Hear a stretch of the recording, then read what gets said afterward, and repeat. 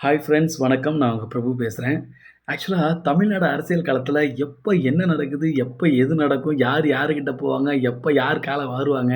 எப்ப யார் பக்கம் போய் நிப்பாங்க? அப்படின்னு ஒண்ணுமே புரியல மக்களே. ஒரே குழப்பமா இருக்கு. இதுக்கு நடுவுல வந்து பார்த்தீங்கன்னா, ரொம்ப கஷ்டப்படுறது, இதுக்கு நடுவுல வந்து போராடுறது என்னமோ நம்ம மக்கள் தான். ஆக்சுவலா ஒருத்தவங்களையும் நம்பி போய் நிக்கிறாங்க. கொள்கை, கோட்பாடுன்ற அடிப்படையில அவங்க பின்னாடி போய் நிக்கிறாங்க. அவங்க திடீர்னு போய் இன்னொருத்தவங்களோட கூட்டணி வச்சுடுறாங்க. அப்ப கூட்டணி வைக்கும்போது அங்க வந்து அந்த கொள்கை முரண்பாடுகள் ஏற்படுது. அப்படி இருக்கும்போது வந்து தலைவர்கள் மேடையில என்னதான் அவங்கவங்கள வந்து கழுவி ஊத்திக்கிட்டாலும், கண்டமடன்னு கேள்வி கேட்டுக்கிட்டாலும், பேசிக்கிட்டாலும், அப்புறம் போய் கூட்டணி அமைக்கும்போது அவங்க சிரிச்சுட்டே மாலைய போட்டு கைய கோத்துட்டு போயிடுறாங்க. இவன் என்ன பண்றான், பக்கத்து வீட்டுக்காரன், எதித்த வீட்டுக்காரன், ஊருக்காரன், தெருக்காரன், வார்டுக்காரன்ட்ட போய் எதிர்க்கட்சிக்காரன் அப்படி இப்படின்னு சொல்லி, நீ உன் கட்சி அந்த தப்பு பண்ணாங்க, இத பண்ணாங்க, இத பண்ணாங்கன்னு போட்டு அடிச்சு சண்டை போட்டுட்டு எதிராளியா நிக்கிறான். திடீர்னு தலைமைகள் போய் ஒண்ணா சேர்ந்துக்கிட்ட உடனே இவங்க என்ன பண்றதுன்னு தெரியாம, சரி ஏதோ அடிச்சுக்கிட்டோம். சரி நம்ம கட்சி கூட்டணி ஆயிட்டாங்க அப்படின்னு சேர்றவன் ஒரு சிலர் தான்.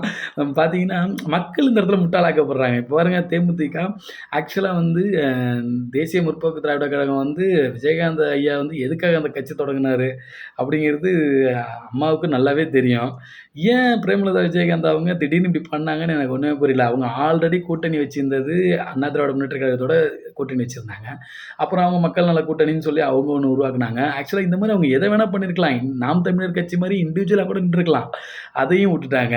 சரி ஓகே. அட்லீஸ்ட் டிவிகே பக்கம் வந்திருந்தா அட்லீஸ்ட் ஒரு மக்கள் ஆதரவு கிடைச்சிருக்கும். சரி ஒரு புது கட்சியா இருந்தாலும் ரெகக்னிஷன் கிடைக்குதோ இல்லையோ, இதுல ஒரு ரிஸ்க் இருக்கு. சரி 100% நம்மளுக்கு ஜெயிக்க வாய்ப்பு இருக்கோ இல்லையோ, ஒரு ரிஸ்க் இருக்கும் அப்படின்னாலுமே, ஒரு ரெகக்னிஷன் கிடைச்சிருக்கும். அட்லீஸ்ட் ஒரு நல்ல கட்சி விஜயகாந்த் ஐயா மேல இருந்த அதே மரியாதை அந்த கட்சியில அப்படியே நீடிச்சிருக்கும். ஆனா திடீர்னு இவங்க வந்து எத பார்த்து போய் அங்க கைய குடுத்து குலுக்கிட்டாங்கன்னு தெரியல. ஆக்சுவலா இது ஒரு வெட்டு கூட்டணி, ஒரு தெண்ட கூட்டணி, 10 பைசா புண்ணியம் இல்லாத கூட்டணி. இந்த கூட்டணினால ஒண்ணும் உருப்பட போறதில்ல அப்படின்னு நான் சொல்லல. மக்கள் பேசிக்கிறாங்க. நான் அப்படி சொல்ல மாட்டேன். மக்கள் பேசிக்கிறாங்க. ஆக்சுவலா இத வந்து 3 விதமா பார்க்கலாம். 1 ஆக்சுவலா என்னன்னா, தேமுதிக வந்து திமுகவோட கூட்டணி வச்சதுல, மக்களுக்கு இதுல அதிருப்தி இருக்கலாம். தொண்டர்களுக்கு தேமுதிகவோட தொண்டர்களுக்கு இதுல அதிருப்தி இருக்கலாம். ஆக்சுவலா இது வந்து ஒரு ஒரு ஒரு டிசைன்லயே இல்லாத ஒரு கூட்டணின்னு வச்சுக்கோங்களேன். ஆனா, அவங்க கட்சி சார்பா, கட்சி சைட்லேருந்து அவங்க சைட்லேருந்து நீங்க பார்த்தீங்க அப்படின்னா, பிரேமலதா விஜயகாந்த் அவங்க எதனால இந்த முடிவு எடுத்திருக்காங்க அப்படின்னா, இந்த தடவ வந்து எல்லா கட்சியுமே கூட்டணி அமைச்சுக்கிட்டு, அவங்கவங்க ஒரு இடத்துல ஒரு டீம் ஃபார்ம் பண்ணிட்டாங்க. டிவிகேவ வந்து தனிமையில விட்டாங்க. டிவிகே இருந்தாலும் மக்களோட சப்போர்ட் ஸ்ட்ராங்கா இருக்கிறதுனால, டிவிகேக்கு எந்த பிரச்சனையுமே கிடையாது. மத்த எல்லாருமே ஒரு 2 அணியா பிரிஞ்சுட்டாங்க. அதிமுகவும், திமுகவும் இந்த நேஷனல் பார்ட்டிஸோட என்டிஏ கூட்டணிய அமைச்சுட்டாங்க. சரிங்களா? அந்த விதத்தில இங்க கைவிடப்பட்ட மாரி இப்ப காங்கிரஸ் இப்ப தேசிய கட்சியா இருக்கிறதுல காங்கிரஸும் ஒரு கேள்விக்குறி நடுவுல பெரிய பஞ்சாயத்துல நின்னுட்டு இருக்காங்க. தேமுதிகவ யாருமே கண்டுக்கல. ஆக்சுவலா தேமுதிக ஆல்மோஸ்ட் புதைக்கிற அது புதையிற நிலையில மறையிற நிலைமையில இருக்கு இந்த கட்சி. அதனால தான் பிரேமலதா விஜயகாந்த் அவர்கள் வந்து இந்த இடத்துல மக்கள பத்தியோ, கொள்கைய பற்றியோ, கோட்பாடு பத்தியோ, விஜயகாந்த் ஐயாவோட கருத்துக்கள பத்தி எத பத்தியும் அவங்க கன்சிடர் பண்ணல.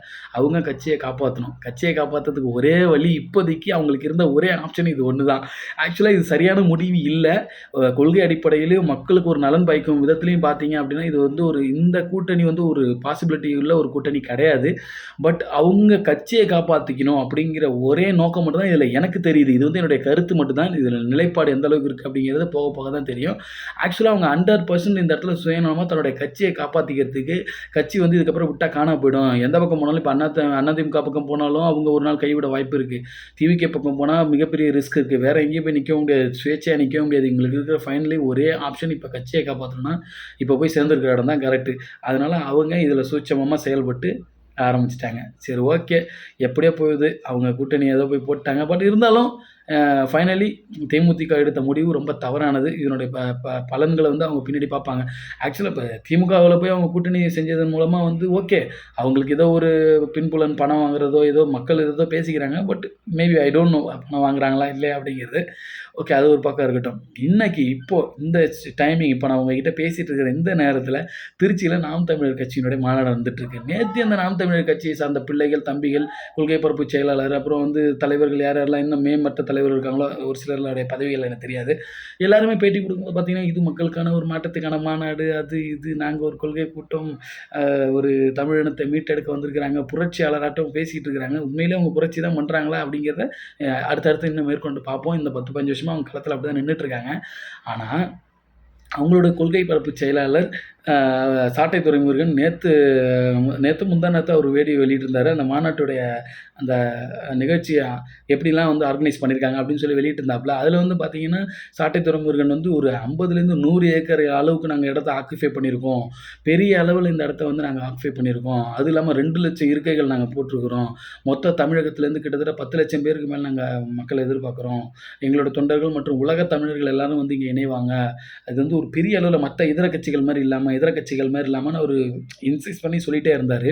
சரி, ஓகே. எல்லாருமே அவங்களுடைய கட்சி மாநாடு, மீட்டிங்ஸ் எது நடந்தாலுமே அவங்க அத வந்து உயர்த்தி பேசுறது, மத்தவங்கள வந்து தாழ்த்தி பேசுறது தான் இயல்பா இருக்கும்.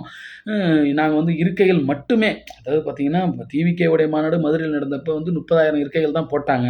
அவங்க சொல்றாங்க 70,000 இருக்கைகள், 1,00,000 இருக்கைகள்னு. நாங்க வந்து கிரவுண்ட்லயே விசாரிச்சுட்டோம். 30,000 இருக்கைகள் தான் மேக்ஸிமம் ஒரு 1,00,000 பேர் வந்திருக்கலாம் அப்படின்னு அவர் சொல்றாரு. எஸ்டிமேட் பண்ணி சொல்றாரு.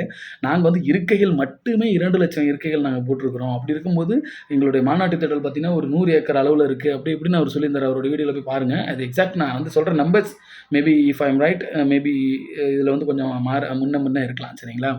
ஆனா, இன்னைக்கு புதிய தலைமுறை அங்க வந்து நிலவரப்படி அவங்க வந்து லைவ் டெலிகாஸ்ட் பண்ணும்போது, அவங்க என்ன சொல்றாங்க, 35 ஏக்கர்ல இந்த இடம் வந்து மாநாட்டு திடல் வந்து அமைக்கப்பட்டிருக்கு அப்படின்னு சொல்றாங்க.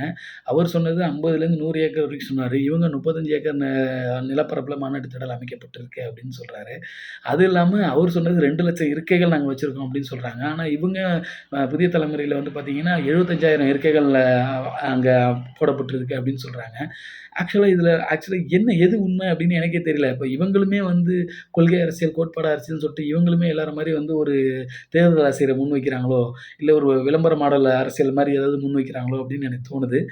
மேபி அவங்க என்ன செஞ்சாலும், யார் எது செஞ்சாலுமே இப்ப இந்த 2026 எலக்ஷன் காலத்துல டிவிக்கே உதயமானதுக்கு பிறகு ஏகப்பட்ட மாற்றங்கள், மாநாடுகள்ல மாற்றங்கள், அப்புறம் எஸ்ஓபில மாற்றங்கள், அப்புறம் கட்சிகளுடைய மாநாடுகள், மீட்டிங்ஸ் நடத்துற விதம் வந்து சேஞ்சஸ் ஆயிருக்கு. அதுக்கு கவர்மெண்ட் குடுக்குற ரூல்ஸ் அண்ட் ரெகுலேஷன்ஸு, அப்புறம் வே ஆஃப் டெக்னிக்ஸ் இது எல்லாமே வந்து மேக்ஸிமம் வந்து அவங்க மட்டும் தான், இப்ப டிவிக்கே உருவானதுனால மட்டும் தான் இது வந்திருக்கு அப்படின்னு நான் சொல்ல மாட்டேன். டிவிக்கே வந்ததுக்கு அப்புறம், உதயத்துக்கு அப்புறம் ஒரு சில மாற்றங்கள் எல்லா கட்சிகள்ட்டயும் தெரியுது. இப்போ நம்ம பேசிட்டு இருக்கும்போது திருச்சியில அவங்களோட மாநாடு ஸ்டார்ட் ஆயிருக்கும். ஆல்மோஸ்ட் நான் இதுக்கப்புறம் அத போய் கன்டின்யூ பண்ணணும். இப்போ இன்னைக்கு அதே சமயத்துல அது எப்படின்னு தெரியல. திமுகவுடைய ஒரு திறமைன்னே சொல்லணும். எப்பல்லாம் எதிர்க்கட்சி புதியதாக தோன்றுன கட்சிகள் அல்லது மக்களிடம் கொஞ்சம் செல்வாக்கு பெற்ற கட்சிகள்லாம் மாநாடு, இல்ல ஏதேனும் ஒரு கூட்டங்கள் நடத்துறாங்க அப்படின்னா, அ அவங்க உடனே அந்த இடத்துல வந்து ஏதோ ஒரு நேம் சொல்லி ஏதாவது ஒரு மீட்டிங்ஸ அரேஞ்ச் பண்ணிடுறாங்க. இப்ப திருச்சியில வந்து நாம் தமிழர் மாநாடு நடக்கிற இதே நேரத்துல தென்மண்டல திமுக வாக்குச்சாவடி பயிற்சி பாசறை அப்படின்னு ஒரு பேர் வச்சு, ஆக்சுவலா இது தேவைதான். பட் எந்த டைம்ல அவங்க வைக்கிறாங்க அப்படிங்கிறது தான் இது முக்கியம். எப்பல்லாம் எதிர்க்கட்சிகள், எப்பல்லாம் மக்களோட செல்வாக்கு பெற்ற ஏதேனும் ஒரு கட்சிகள் மாநாடு, பெரிய பொதுக்கூட்டங்கள், மக்கள் சந்திப்பு கூட்டத்த நடத்துறாங்களோ, அந்த நேரத்துல அட் சேம் டைம்ல இவங்களும் ஒரு ப்ரோகிராம் வச்சு லைவ் டெலிகாஸ்ட் பண்றாங்க. இது எத இன்டென்ஷன் பண்றாங்க? ஒருவேள மக்களோட ஃபோக்கஸ் அந்த பக்கம் போயிடக்கூடாதுன்னு நெனைக்கிறாங்களா? இல்ல என்னன்னு எனக்கே புரியல மக்களே. சரி பார்ப்போம். இந்த திருச்சி மாநாடு முடியட்டும். இவருடைய லைவும் அந்த திமுகவினுடைய அந்த தெற்கு மண்டல திமுக வாக்குச்சாவடி பயிற்சி பாசறை அதுவும் முடியட்டும். மேற்கொண்டு நம்ம அப்டேட் பண்ணிக்கலாம். தொடர்ந்து நம்மளுடைய சேனல்ல இணைந்திருங்க. பிடிச்சிருந்தா சப்ஸ்கிரைப் பண்ணிக்கோங்க. மேற்கொண்டு நம்ம சேனல்ல போடக்கூடிய வீடியோக்கள அனைவரும் பார்க்கணும்னு நெனச்சீங்கன்னா, ஷேர் பண்ணுங்க. இன்னொரு வீடியோல சந்திப்போமா? பாய் பாய்.